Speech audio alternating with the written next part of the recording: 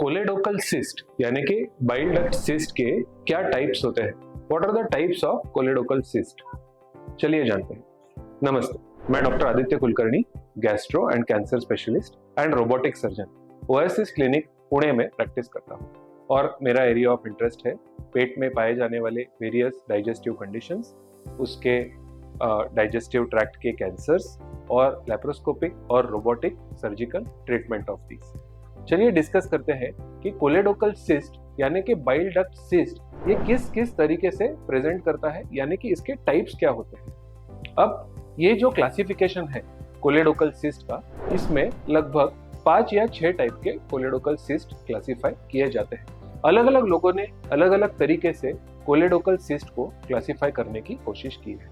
तो हमारे treatment decision में ये इंपॉर्टेंट होता है कि ये जो सिस्ट है ये कहाँ पर लोकेटेड है, वेदर ये लिवर के बाहर है या लिवर के अंदर है, या फिर it is a combination of the two, यानी कि सिस्ट का कुछ पार्ट लिवर के अंदर और सिस्ट का कुछ पार्ट लिवर के बाहर। इसी से हमारी ट्रीटमेंट डिसाइड होती है।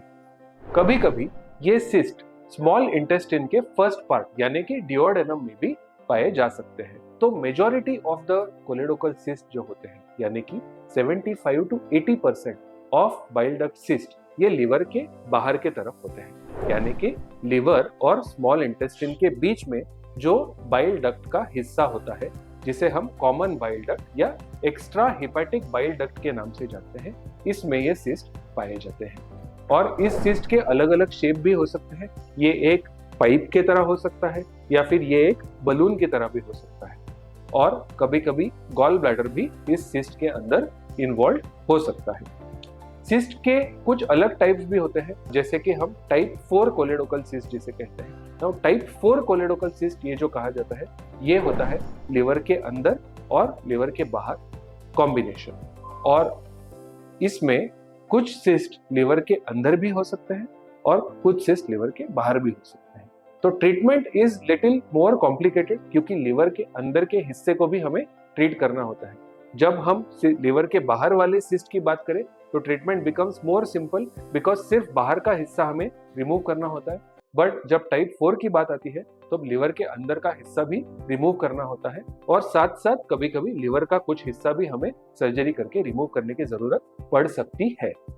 टाइप 5 कोलेडोकल सिस्ट जो होते हैं वो काफी रेयर होते हैं, और ये सिस्ट सिर्फ लिवर के अंदर लोकेटेड होते हैं, और कभी कभी पूरा का पूरा लिवर इन बाइल डक्ट के सिस्ट की वजह से अफेक्ट हो सकता है। और इसकी ट्रीटमेंट जो होती है वो काफी कॉम्प्लिकेटेड होती है, क्योंकि लिवर का कुछ हिस्सा निकालना भी पड़ सकता है, but at the same time liver के बाकी के हिस्से में जो सिस्ट है उसको भी हमें टैकल करना पड़ता है।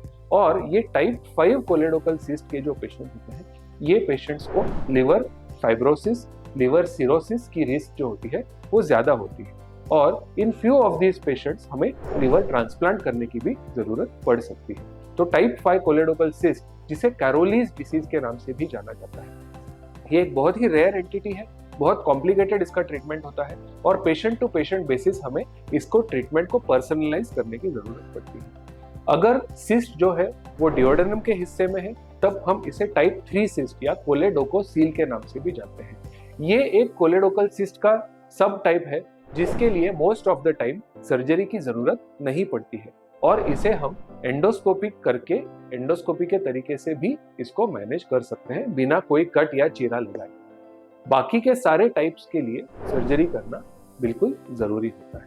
तो आज हमने जाना कि कोलेडोकल सिस्ट के कुछ सब टाइप्स क्या होते हैं। ज्यादातर ये सब टाइप्स पेशेंट को यूजफुल होने से ज्यादा डॉक्टर को ट्रीटमेंट प्लानिंग में ज्यादा गाइड करते हैं, बट चाहे कोई भी सब टाइप हो, कोलेडोकल सिस्ट का ट्रीटमेंट करना बहुत जरूरी होता है, क्योंकि इसके आने वाले कॉम्प्लिकेशंस जो होते हैं वो काफी सीरियस होते हैं, और इसके बारे में हम एक अलग वीडियो बना के इसको डिटेल में भी डिस्कस करेंगे। तो अगर आपको कोलेडोकल सिस्ट के बारे में कोई इंफॉर्मेशन चाहिए तो please feel free to contact me.